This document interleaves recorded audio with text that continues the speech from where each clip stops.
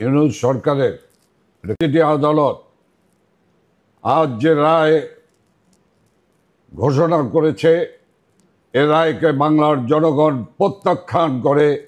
এই রায়কে বাংলার জনগণ মানে না, মানবে না।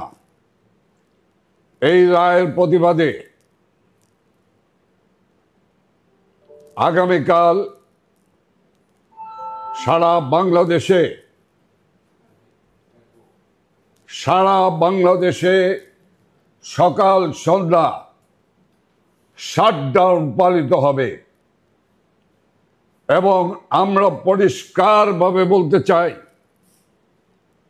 আমাদের এই সংগ্রাম অবৈধ ইউনূস সরকার যতক্ষণ পর্যন্ত না স্টেপ ডাউন না হবে ততক্ষণ পর্যন্ত আমাদের সংগ্রাম, আমাদের লড়াই আরো তীব্র থেকে তীব্রতর হবে।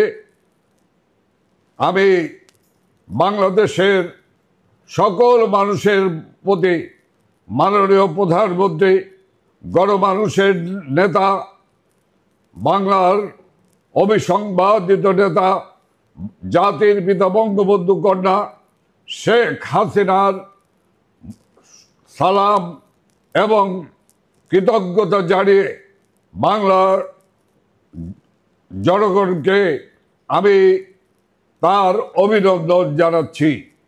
আমার সুপ্রিয় ভাই এবং বোনেরা, এই জালেম সরকারের কাছ থেকে মুক্তি পেতে হলে এই জালেম সরকারকে, এই খুনি ইউনূস সরকারকে পদত্যাগে বাধ্য করতেই হবে।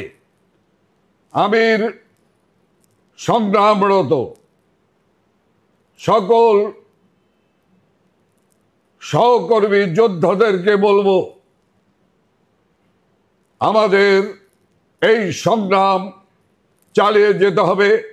এই সংগ্রামকে তীব্র থেকে তীব্রতর করতে হবে এবং অচিরেই ইনশাল্লাহ আমরা এই অবৈধ জঙ্গি ইউনূস সরকারকে পদত্যাগে বাধ্য করব।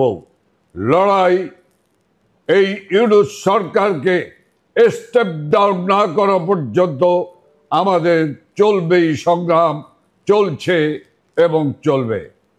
মনে রাখতে হবে, জাতির পিতা বঙ্গবন্ধু শেখ মুজিবুর রহমানকে মিথ্যা আগরতলা ষড়যন্ত্র মামলা দিয়ে পাকিস্তানি শাসক এবং শোষক গোষ্ঠী তাকে ফাঁসির কাস্টে ঝুলাতে চেয়েছিল, কিন্তু বাংলার জনগণের আন্দোলনের তীব্রতা দিয়ে সেই জাতির পিতা বঙ্গবন্ধু শেখ মুজিবুর রহমানকে মুক্ত করেছিল। জাতির পিতা বঙ্গবন্ধু শেখ মুজিবুর রহমান বাঙালির স্বাধীনতা ঘোষণার পরে তাকে গ্রেপ্তার করে পাকিস্তানি কারাগারে আটক করে তার সেলের পাশে কবর তৈরি করেছিল।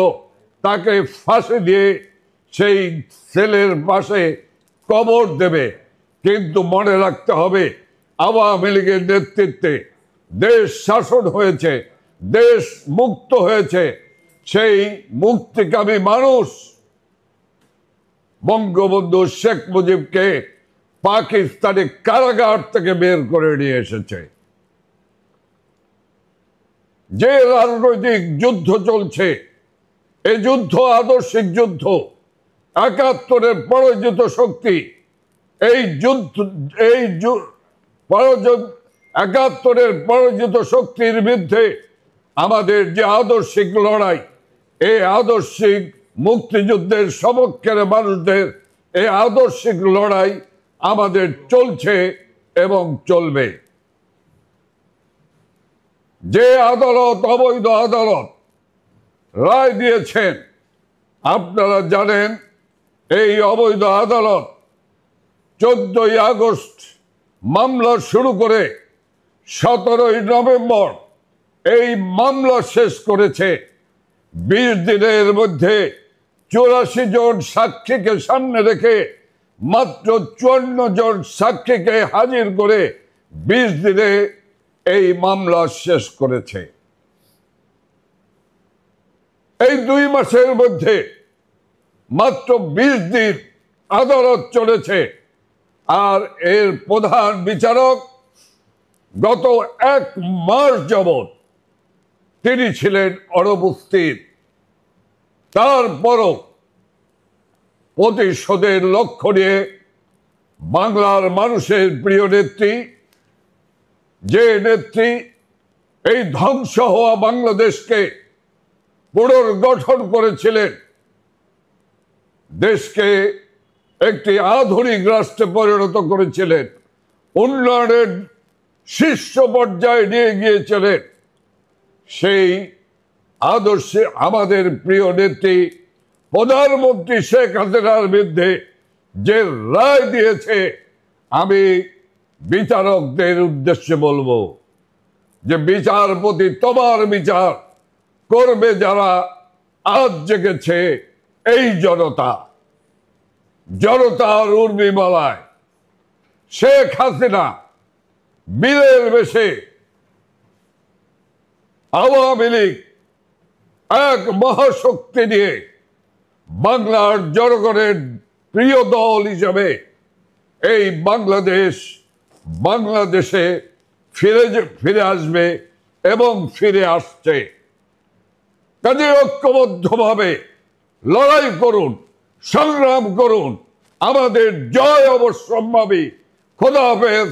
জয় বাংলা, জয় বঙ্গবন্ধু।